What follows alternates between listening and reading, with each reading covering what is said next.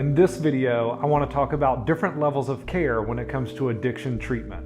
And we're going to start with the highest level of care and work our way down to the lowest level of care.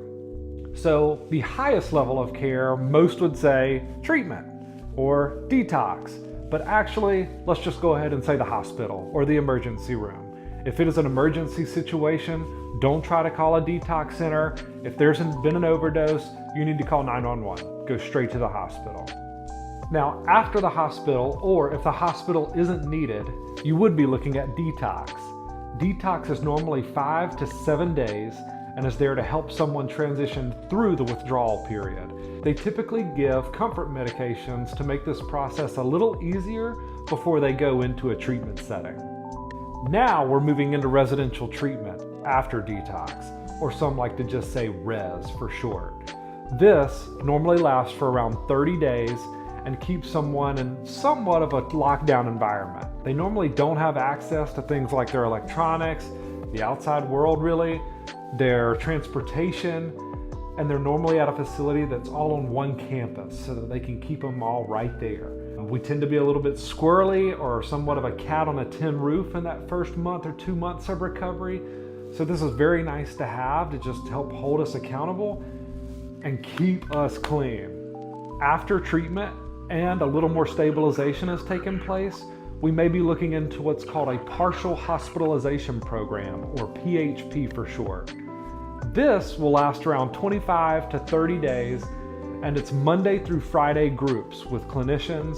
A lot of PHPs still have some sort of medication management, whether it be through a psychiatrist or a nurse practitioner, maybe a physician's assistant, but it's still help managing medications, still clinical help for 5 to 6 hours a day, Monday through Friday, to help get you back into your normal lifestyle.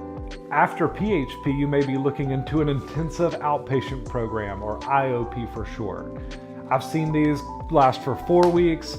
Most that I've seen go for 8 weeks, where you're still receiving that clinical help.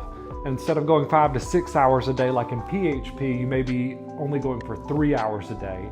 3 hours a day, 3 days a week.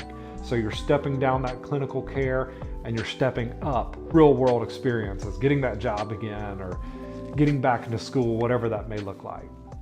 And then after IOP, I've seen people step into OP, which is outpatient, which may just be one group per week and one individual session with a counselor per week, or some just step into individual therapy. And whether they go once a week to individual therapy or twice a week or once every other week, a lot of people like to stay connected and plugged in to where they have someone to touch base with. Now, I've seen a lot of people in their journeys skip steps along the way. Some may skip PHP and go straight from treatment to IOP. Some may skip PHP and IOP and just do some therapy. Some may just do a 30-day treatment and that's it. But in my recommendation, I love the full continuum of care. I think it gives us the best chances and it gives us the most amount of time with some stability and some accountability to get our ducks in a row. And I just think that our odds of long-term sobriety are much greater if we can do that full continuum of care. I love the thought of starting out with very high structure and low real-world experiences. And as our high structure in the clinical and medical is going down, real world is stepping up.